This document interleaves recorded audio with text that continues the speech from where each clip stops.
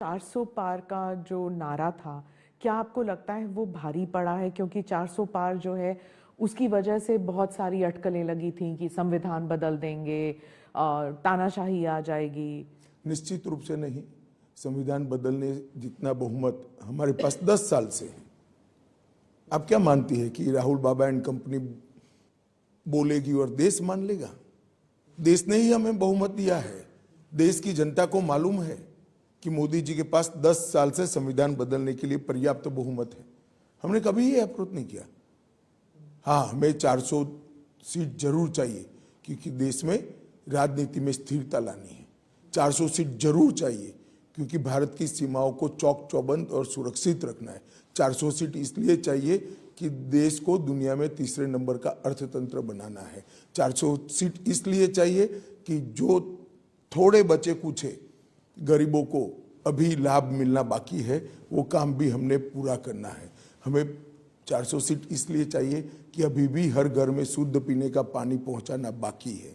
हमें 400 सीट इसलिए चाहिए कि इस देश के अंदर नेचुरल फार्मिंग के क्षेत्र में ढेर सारा काम करना बाकी है। 400 सीट इसलिए चाहिए कि हर 70 साल से ज़्यादा आयु वाले व्यक्ति को 5 लाख तक का मुफ्त इलाज हम देना चाहते हैं। हमने 400 सीट का 10 साल में क्या उपयोग किया? धारा 370 हटाई, ट्रिपल तलाक हटाया, राम मंदिर बना और कॉमन सिविल कोड यूसीसी लेकर हम आए। हमने 400 सीट हमारी नहीं थी मगर पर्याप्त बहुमत था।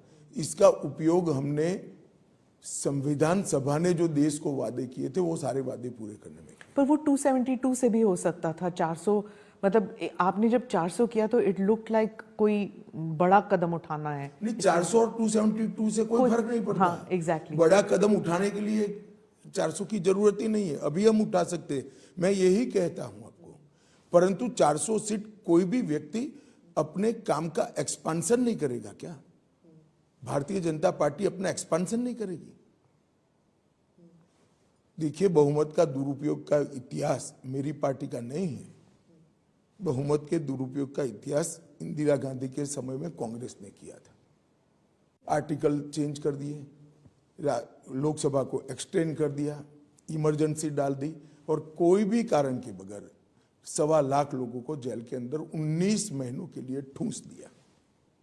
हमने कभी इसका बेजा उपयोग नहीं किया है और ना कोई राहुल बाबा को इतनी गंभीरता से लेता है सिवा आपके।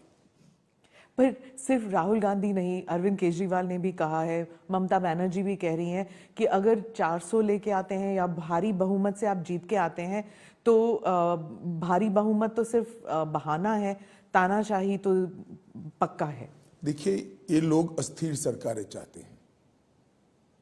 इसमें से किसी का भी पूरे देश की जनता का उन पर विश्वास नहीं, पूरे देश की जनता का विश्वास नहीं। इसलिए इंडिया अलायंस के नेता ने कहा कि हर साल हम एक प्रधानमंत्री करेंगे। ये कहा तो नहीं? जी कहा है, मैं नाम कहना नहीं चाहता। ये कहा है कि हर साल हम एक प्रधानमंत्री रिपीट करेंगे।